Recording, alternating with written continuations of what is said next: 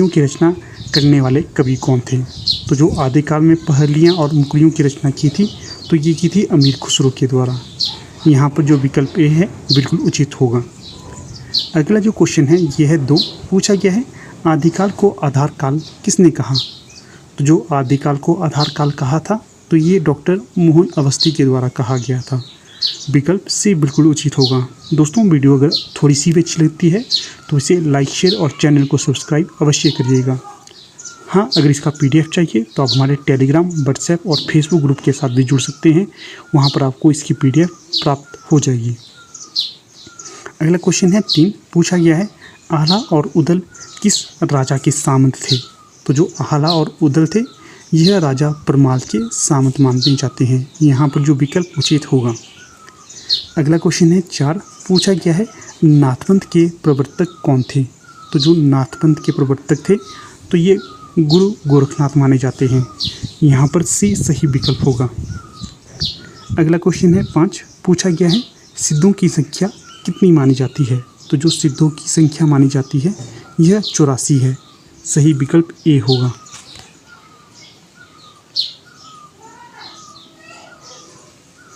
अगला क्वेश्चन है 6।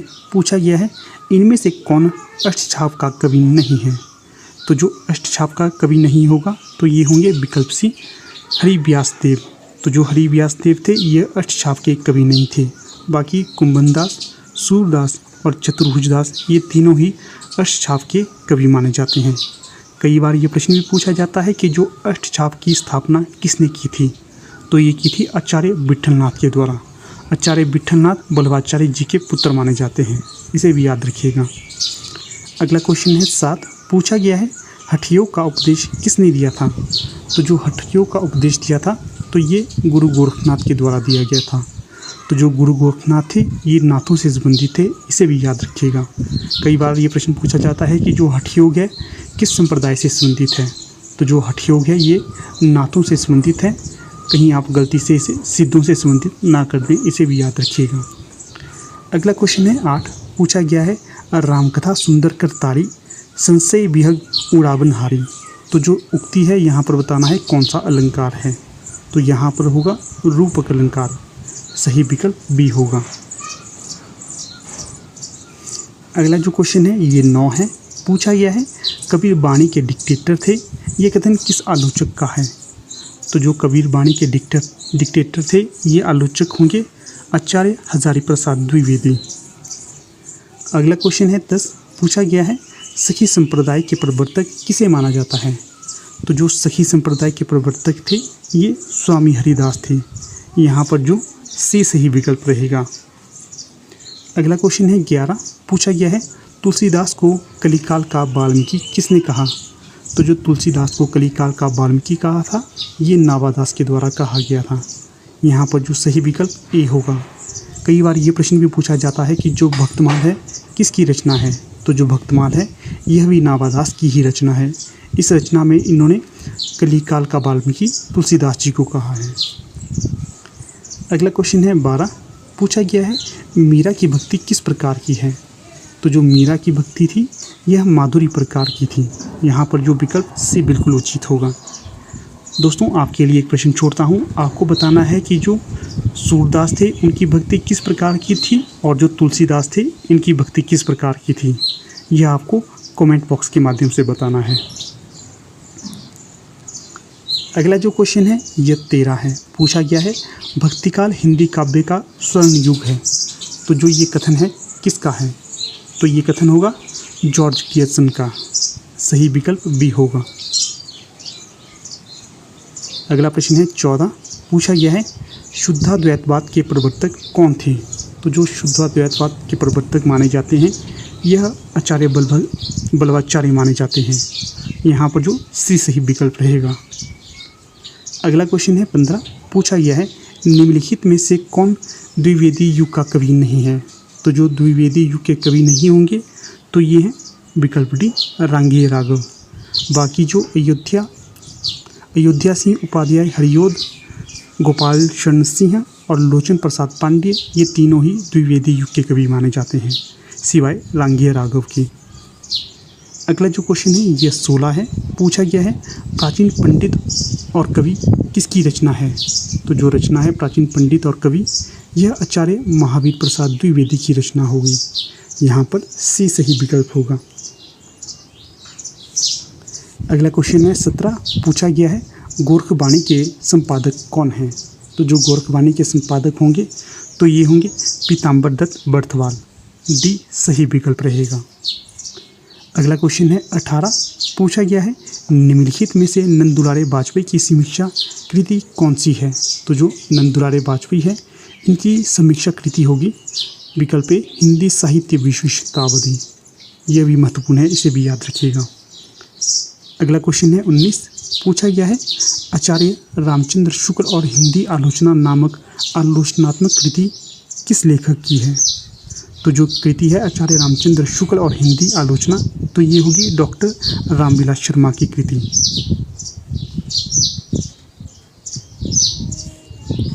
अगला क्वेश्चन है 20। पूछा गया है आचार्य महावीर प्रसाद द्विवेदी ने सरस्वती पत्रिका का संपादन कार्य किस वर्ष प्रारंभ किया था। तो ये किया था 1903 में। इसे याद रखिएगा, ये प्रश्न भी मोस्ट इम्पॉर्टेंट है, पता नहीं कितनी ही परीक्षाओं में से पूछा जाता है। अगला क्वेश्चन है 21। पूछा गया है प्रिय प्रवास का प्रथम प्रकाशन किस वर्ष हुआ था। तो जो प्रिय प्रवास का प्रथम प्रकाशन हुआ था तो ये 1914 में हुआ था। यहाँ पर जो बी सही विकल्प होगा। दोस्तों अगर वीडियो थोड़ी सी भी अच्छी लगती है तो इसे लाइक, शेयर और चैनल को सब्सक्राइब अवश्य कीजिएगा। साथ में ही आप हमारे टेलीग्राम और व्हाट्सएप ग्रुप के साथ भी जुड़ सकते हो, उनका लिंक भी आपको डिस्क्रिप्शन बॉक्स में मिल जाएगा। अगला प्रश्न देखते हैं। अगला प्रश्न है 22। पूछा गया है कविवचन सुधा के संपादक कौन थे। तो जो प्रसिद्ध पत्रिका है कविवचन सुधा, इसके संपादक थे भारतेंदु हरिश्चंद्र। यहाँ पर जो बी सही विकल्प रहेगा। अगला क्वेश्चन देखते हैं 23। पूछा गया है राजा भोज का सपना कहानी के लेखक कौन हैं। तो जो राजा भोज का सपना कहानी है इसके लेखक माने जाते हैं राजा शिव प्रसाद सितारे हिंद। कई बार ये प्रश्न भी पूछा जाता है कि जो राजा भोज का सपना है ये किस विधा की रचना है।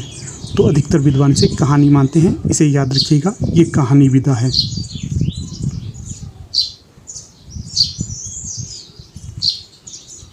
अगला क्वेश्चन है 24। पूछा गया है छायावाद विलायती अभिव्यंजना का विलायती संस्करण है। तो जो ये प्रसिद्ध उक्ति है किसकी है।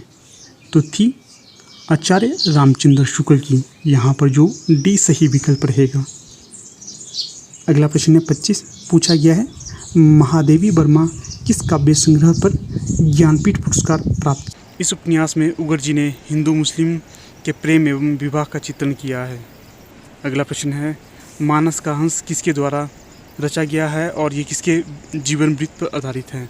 तो दोस्तों मानस का हंस अमृतलाल नागर जी द्वारा रचा गया है और यह तुलसीदास जी के जीवन वृत्त पर आधारित है और इसे 1972 में लिखा गया है। अगला प्रश्न है बिल्लेसुल बकरिया किस विधा पर रचित है। तो दोस्तों यह रेखा चित्र है और इसे निराला जी ने रचा है। इसकी रचना इसे रेखा चित्र और उपन्यास दोनों विधा के तौर पे जाना जाता है। अगला प्रश्न है रांगे राघव कृत कब तक पुकारूं उपन्यास किसके जीवन पर आधारित है। तो दोस्तों यह नट और नटिन के जीवन पर आधारित है और इसे 1957 में लिखा गया है। अगला प्रश्न है अनामदास का पौथा की कथा किस उपनिषद से ली गई है। तो दोस्तों ये छांदोग्य एवं बृहदारण्य से ली गई है। इस उपन्यास को हजारी प्रसाद द्विवेदी जी द्वारा रचा गया है और यह औपनिषदिक युग के परिवेश एवं जीवन पद्धति का चित्रण किया गया है। इसकी रचना 1976 में की गई थी। हमारा अगला प्रश्न है अनामदास का पोथा की कथा किस उपनिषद से ली गई है। तो इसका सही जवाब है छांदोग्य एवं बृहदारण्य से। इस उपन्यास में हजारी प्रसाद द्विवेदी जी द्वारा औपनिषदिक युग के परिवेश एवं जीवन पद्धति का चित्रण किया है। इसकी रचना 1976 में की गई थी। अगला प्रश्न है बाणभट्ट की आत्मकथा में किस युग की सांस्कृतिक दशा का चित्रण किया गया है। तो इसमें हर्षकालीन युग की सांस्कृतिक दशा का चित्रण किया गया है। हजारी प्रसाद द्विवेदी ने इस उपन्यास को 1946 में लिखा और इस रचना का विषय प्रेम का उदात्तीकरण एवं हर्षकालीन सामाजिक, राजनीतिक एवं सांस्कृतिक स्थिति का चित्रण किया गया है। इस उपन्यास के आधार पर बाणभट्ट, निपुणिका और न्यूनिया के पात्र के बारे में दर्शाया है। अगला प्रश्न है, नन्हुक सिंह किस कहानी का पात्र है? तो इसका सही जवाब है गुंडा कहानी का, और ये प्रसाद जी द्वारा लिखी गई कहानी है। अगला प्रश्न है, दक्षिण भारत हिंदी प्रचार सभा जो कि चेन्नई में है, इसकी स्थापना किसने की है? तो इसकी स्थापना महात्मा गांधी जी के द्वारा की गई थी। अगला प्रश्न है, कोणार्क नाटक की विषय वस्तु क्या है? इस नाटक को 1951 में जगदीश चंद्र माथुर जी के द्वारा लिखा गया था और इस उपन्यास का आधार गरीब शिल्पी का संघर्ष, सृजनात्मकता और विध्वंस, नई व पुरानी पीढ़ी का संघर्ष दिखाया गया है। अगला प्रश्न है, लहरों के राजहंस किस कृति पर आधारित है? तो इसका सही जवाब है अश्व घोष के महाकाव्य सौंदरानंद पर आधारित है। मोहन राकेश जी के द्वारा 1963 में इस नाटक को लिखा गया था और श्यामंग, आनंद, अलका आदि इसके प्रमुख पात्र हैं। मोहन राकेश के अन्य नाटक हैं आषाढ़ का एक दिन, जिसे 1958 में लिखा गया था, आधे अधूरे, जिसे 1969 में लिखा गया था। अगला प्रश्न है, एक भारतीय आत्मा के उपनाम से किसे जाना जाता है? तो माखनलाल चतुर्वेदी जी को एक भारतीय आत्मा के नाम पे जाना जाता है। अगला प्रश्न है, यथार्थवाद लघुता के प्रति साहित्यिक दृष्टिपात है, ये कथन किसका है? तो दोस्तों इस प्रश्न का उत्तर है जयशंकर प्रसाद। अगला प्रश्न है, ध्वनि संप्रदाय के प्रवर्तक कौन हैं? तो दोस्तों ध्वनि संप्रदाय के प्रवर्तक आचार्य आनंदवर्धन जी हैं। अगला प्रश्न है, परंपरा और निरपेक्षता के सिद्धांत के प्रवर्तक कौन थे? तो इसका सही जवाब है टी.एस. इलियट। अगला प्रश्न है, अपने अपने अजनबी उपन्यास किस दार्शनिक विचारधारा पर आधारित है? तो दोस्तों इसका जवाब है अस्तित्ववाद। अगे जी के बारे में थोड़ी जानकारी लेते हैं। अगे जी के द्वारा इस उपन्यास को 1961 में प्रकाशित करवाया गया था और इस उपन्यास का आधार विषय मृत्यु से साक्षात्कार है। शेखर एक जीवनी, जिसे 1940 से 1944 और नदी के द्वीप 1951 में लिखे गए हैं, ये इनके प्रमुख उपन्यास हैं। अगला प्रश्न है, रमणीयार्थ प्रतिपादक शब्द काव्यम के सूत्रधार कौन थे? तो पंडित जगन्नाथ जी इस सूत्र के सूत्रधारक थे। अगला प्रश्न है, साधारणीकरण आलम्बनप्त धर्म का होता है, ये कथन किसका है? तो दोस्तों इसका सही जवाब है आचार्य रामचंद्र शुक्ल जी का कथन है। अगला प्रश्न है, कलम का सिपाही जीवनी के रचयिता कौन है? तो इसके रचयिता अमृत राय जी हैं और इसे 1962 में लिखा गया है। अमृत राय जी मुंशी प्रेमचंद जी के सुपुत्र थे। अगला प्रश्न है, आवारा मसीहा किसके जीवन पर आधारित जीवनी है? तो दोस्तों आवारा मसीहा शरद चंद्र जी के जीवन पर आधारित जीवनी है और आवारा मसीहा को विष्णु प्रभाकर जी के द्वारा 1974 में लिखा गया था। अगला प्रश्न है, एक बूंद सहसा उछली किस विधा की रचना है? तो दोस्तों एक बूंद सहसा उछली यात्रा वृत्तांत है और इसे अज्ञे जी के द्वारा रचा गया है। अज्ञे जी का अन्य यात्रा वृत्तांत अरे यायावर रहेगा याद है, जिसे उन्होंने 1953 में रचा था। अगला प्रश्न है, नागार्जुन किस उपनाम से मैथिली में कविताएं लिखते थे? तो दोस्तों नागार्जुन यात्री उपनाम से मैथिली में कविता लिखते थे। नागार्जुन का जन्म 1911 में हुआ था और उनकी प्रमुख रचनाएं हैं युगधारा 1953, सतरंगे पंखों वाली 1959, प्यासी पतराई आँखें 1962। अगला प्रश्न है, अमिय हलाहल मधभरे सेत श्याम रत्नार किसकी काव्य पंक्ति है? तो दोस्तों इस काव्य पंक्ति के रचनाकार रसलीन जी हैं। अगला प्रश्न है, कामायनी को फंतासी के रूप में किसने व्याख्यायित किया है? तो इसे मुक्तिबोध जी के द्वारा फंतासी में व्याख्यायित किया गया था। अगला प्रश्न है, निम्नलिखित में से किसने लक्षण ग्रंथ नहीं लिखे हैं? तो दोस्तों ऑप्शन है मतीराम, पद्माकर, देव और बिहारी। तो दोस्तों इसमें बिहारी जी के द्वारा लक्षण ग्रंथ नहीं लिखे थे, बाकी मतीराम, पद्माकर और देव जी के द्वारा लक्षण ग्रंथ लिखे गए हैं। अगला प्रश्न है, भाषा विज्ञान की दृष्टि से हिंदी भाषा की प्रकृति क्या है? तो दोस्तों हिंदी भाषा की प्रकृति वियोगात्मक है। अगला प्रश्न है, विशेष से विश्वौषधम का नाट्य रूप क्या है? तो दोस्तों इसका नाट्य रूप बहान है और इसे भारतेंदु हरिश्चंद्र जी के द्वारा रचा गया है। हमारा अगला प्रश्न है, टबर का उच्चारण स्थान क्या है? तो दोस्तों टबर का उच्चारण स्थान मूर्धा है। अगला प्रश्न है, मौसम कौन कुटिल खलकामी किस ग्रंथ की पंक्ति है? तो दोस्तों यह सूरदास जी की पंक्ति है। तो दोस्तों प्रश्न पत्र में इस प्रश्न को गलत दर्शाया गया था और वहाँ पर इसका उत्तर तुलसीदास जी दिया गया था। तो दोस्तों तुलसीदास जी नहीं होगा, इसका सही उत्तर सूरदास जी होगा। अगला प्रश्न है, किस कवि का नाम सिद्धों और नाथों दोनों में लिया जाता है? तो दोस्तों ऑप्शन है कन्हप्पा, डोंबिपा, सरहपाद या जलंधर नाथ। तो इसका सही जवाब होगा ऑप्शन डी जलंधर नाथ। जलंधर नाथ का नाम सिद्धों और नाथों दोनों में लिया जाता है। इसकी व्याख्या इस प्रकार से है, नागार्जुन, जड़भरत, हरिश्चंद्र, सत्यनाथ, भीमनाथ, जलंधर, चरपट, मलयार्जुन और गोरक्षनाथ ये नवनाथ के नाम से प्रसिद्ध हैं और गोरक्ष सिद्धांत संग्रह में इनका जिक्र किया जाता है। नागार्जुन, चरपट और जलंधर नाथ सिद्धों और नाथों दोनों में गिने जाते हैं। अगला प्रश्न है, पुष्टि मार्ग के प्रवर्तक किसे माना जाता है? तो दोस्तों पुष्टि मार्ग का प्रवर्तक बल्लभाचार्य जी को माना जाता है। बल्लभाचार्य जी का समय 1478 से 1530 तक माना जाता है और इनका जन्म स्थान चंपारण है। इनके गुरु का नाम विष्णु स्वामी है। इनका संप्रदाय रुद्र है और दार्शनिक मत शुद्धाद्वैतवाद है। अगला प्रश्न है, छत्तीसगढ़ी का संबंध किससे है? तो दोस्तों छत्तीसगढ़ी का संबंध पूर्वी हिंदी से है। पूर्वी हिंदी अर्धमागधी अपभ्रंश से संबंध रखती है। अगला पॉइंट है, पूर्वी हिंदी की बोलियां हैं अवधी, बघेली, छत्तीसगढ़ी। अगला पॉइंट है, छत्तीसगढ़ी के अन्य उपनाम हैं खलटाही और लरिया। हमारा अगला प्रश्न है, मंडियाली बोली भारत के किस क्षेत्र से संबंध रखती है? तो दोस्तों मंडियाली बोली भारत की हिमाचल प्रदेश क्षेत्र से संबंध रखती है। अगला प्रश्न है, दिनकर जी को संस्कृति के 4 अध्याय पे कौन सा पुरस्कार मिला था? तो इन्हें साहित्य अकादमी पुरस्कार 1959 में मिला था। दिनकर जी को 1972 उर्वशी महाकाव्य के लिए ज्ञानपीठ पुरस्कार भी दिया गया है। अगला प्रश्न है, नागरी लिपि का विकास किस लिपि से हुआ? तो दोस्तों नागरी लिपि का विकास ब्राह्मी लिपि से हुआ था। हमारा अगला प्रश्न है, करुण रस का स्थायी भाव क्या है?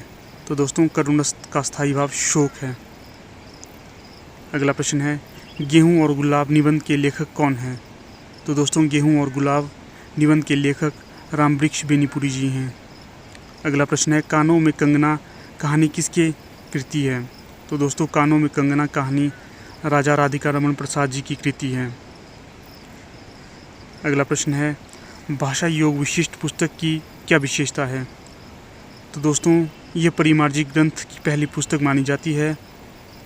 अगला प्रश्न है, किस उपन्यास की आधार वस्तु मोहनजोदड़ो के गणतंत्र का चित्रण करती है? तो दोस्तों मुर्दों का टीला। अगला प्रश्न है, रिक्शा मूलतः किस भाषा का शब्द है?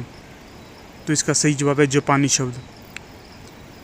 झम्फान भी जापानी शब्द का शब्द है और चाय और लीची चीनी शब्द हैं। अगला प्रश्न है, शिया मुसलमानों के जीवन पर आधारित उपन्यास कौन सा है? तो दोस्तों शिया मुसलमानों के जीवन पर आधारित उपन्यास आधा गाम है। आधा गाम 1966 में राजा राही मासूम रजा के द्वारा लिखा गया था और इसमें गाज़ीपुर ज़िले के गंगौली गांव के सैयद और शिया मुसलमानों की कथा वर्णित की गई है। टोपी शुक्ला, हिम्मत जौनपुरी, ओस की बूंद, दिल एक सादा कागज़, सीन 75, कटरा भी आरजू आदि इनके अन्य उपन्यास हैं। अगला प्रश्न है, माली आवत देखी के कलियन करी पुकार, फूले फूले चुन्नी लिए काला हमारी बार। इस पंक्ति में कौन सा अलंकार है? तो दोस्तों इस पंक्ति में अन्योक्ति अलंकार किसी और पर ढालकर कही जाए वहाँ पर अन्योक्ति अलंकार होता है। अगला प्रश्न है, प्यारी राधिका को प्रतिबिंब सोलगत चंद में कौन सा अलंकार है? तो दोस्तों इन पंक्तियों में प्रतीप अलंकार है। प्रतीप अलंकार का अर्थ होता है उल्टा या विपरीत। यह अलंकार उपमा का उल्टा होता है। अगला प्रश्न है, तुलसीदास ने कृष्ण गीतावली में किस भाषा का प्रयोग किया है? तो दोस्तों तुलसीदास ने कृष्ण गीतावली में ब्रज भाषा का प्रयोग किया है।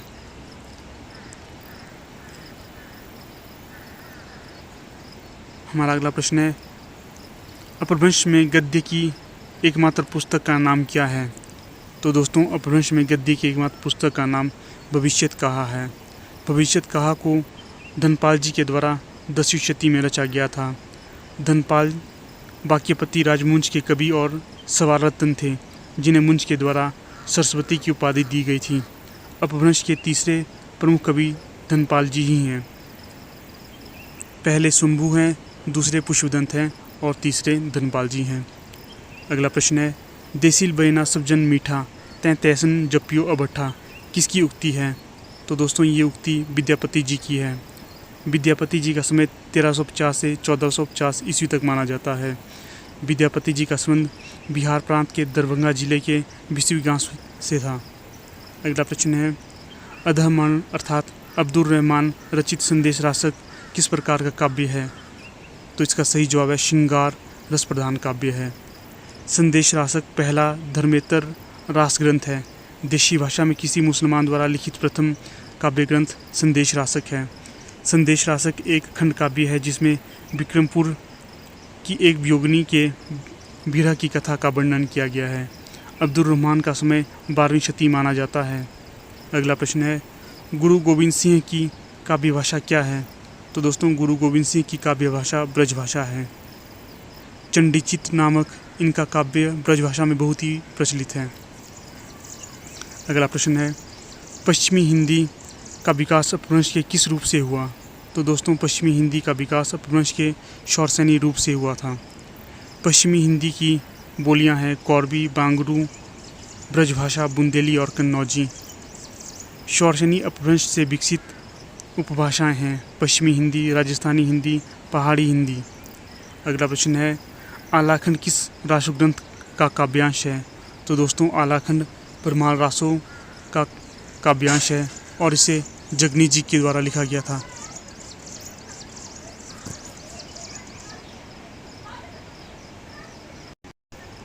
अगला प्रश्न है, पृथ्वीराज रासों में कितने समय या सर्ग हैं? तो दोस्तों इसमें 69 समय या सर्ग हैं। अगला प्रश्न है, ढोला मारूरा दोहा के रचयिता कौन हैं? तो दोस्तों ढोला मारूरा दोहा के रचयिता कुशललाभ जी हैं।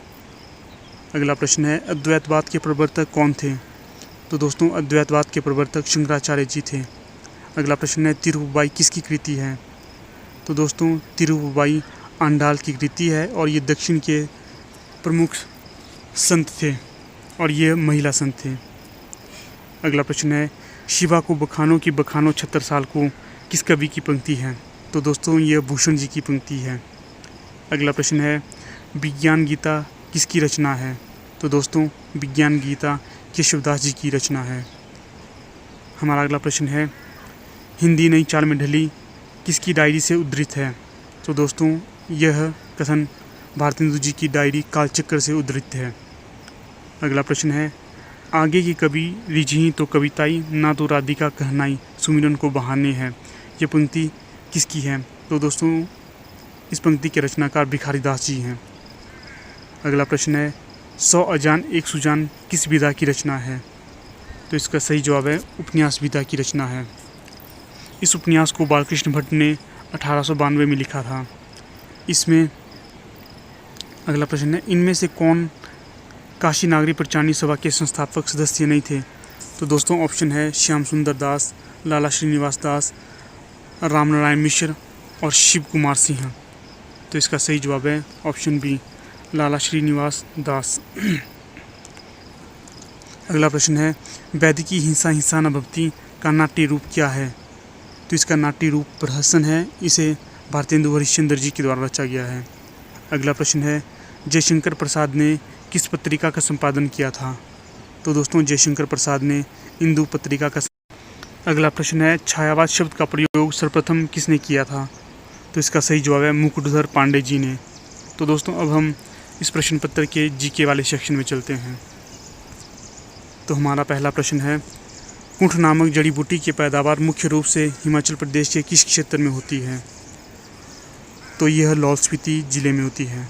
अगला प्रश्न है सांसद आदर्श ग्राम योजना के अंतर्गत श्री JP नड्डा जी ने किस ग्राम या पंचायत को अपनाया है? तो उस ग्राम पंचायत का नाम है डेहर या सुंदरनगर, अर्थात यह डेहर के सुंदरनगर में पड़ती है।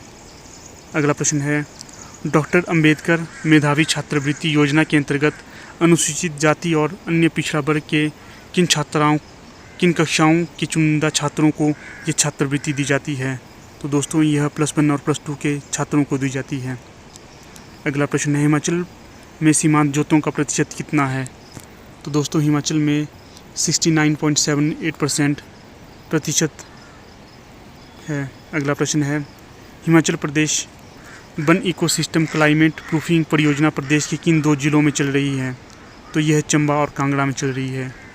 अगला प्रश्न है 1960 में पंजाब की नदियों के पानी के बंटवारे से संबंधित सिंधु जल संधि पर कहाँ हस्ताक्षर किए गए थे? तो यह कराची पाकिस्तान में किए गए थे। अगला प्रश्न है वर्ष 2018 का अमर उजाला द्वारा दिया गया आकाशदीप पुरस्कार किसे दिया गया था? तो यह नामवर सिंह जी को दिया गया था। अगला प्रश्न है अजय ठाकुर जिन्हें 2019 के गणतंत्र दिवस पर पद्मश्री से सम्मानित किया गया था, सोलन जिले के किस क्षेत्र से संबंध रखते हैं? तो दोस्तों यह नालागढ़ से संबंध रखते हैं। अगला प्रश्न है लोकप्रिय गीत ठंडी ठंडी हवा चलदी चिलांदे डाला जिला कांगड़ा दा के रचयिता कौन है? तो दोस्तों इस गीत के रचयिता प्रताप चंद्र शर्मा हैं। अगला प्रश्न है 2011 की जनगणना के अनुसार हिमाचल प्रदेश के किस जिले में लिंगानुपात सबसे कम था? तो इसका सही जवाब है किन्नौर।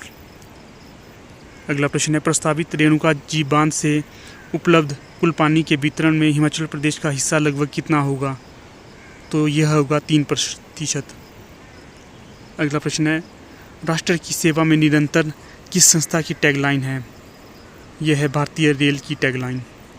अगला प्रश्न है असंगठित क्षेत्र के कामगारों के लिए शुरू की गई प्रधानमंत्री श्रमयोगी मानधन पेंशन स्कीम के अंतर्गत आयु वर्ग के श्रमिक पात्र होंगे? तो ये होंगे 18 से 40 वर्ष के श्रमिक। हमारा अगला प्रश्न है गुरु नानक देव जी के किस वर्ष के आसपास करतारपुर साहिब की स्थापना की थी? तो दोस्तों गुरु नानक देव जी के द्वारा 1922 में करतारपुर साहिब की स्थापना की गई थी। अगला प्रश्न है 2016 के ओलंपिक खेल कहाँ पर आयोजित किए गए थे? तो दोस्तों यह रियो में आयोजित किए गए थे। अगला प्रश्न है चीन की मुद्रा क्या है? तो दोस्तों चीन की मुद्रा रेनमिनवी या युआन है। अगला प्रश्न है अंतर्राष्ट्रीय महिला दिवस किस दिन मनाया जाता है? तो दोस्तों यह 8 मार्च को मनाया जाता है। तो दोस्तों इस प्रकार हमारी इस वीडियो का यहाँ पर समापन हो जाता है। अगर आप लोगों को ये वीडियो अच्छी लगे तो आप इसे लाइक शेयर और सब्सक्राइब जरूर करें। और हमारा एक टेलीग्राम ग्रुप भी है, अगर आप लोग अभी तक हमारे टेलीग्राम ग्रुप से नहीं जुड़े हो तो दोस्तों डिस्क्रिप्शन बॉक्स में टेलीग्राम ग्रुप का लिंक दिया हुआ है, आप वहाँ पर जाकर हमारे ग्रुप के साथ जुड़ सकते हो। तो दोस्तों धन्यवाद।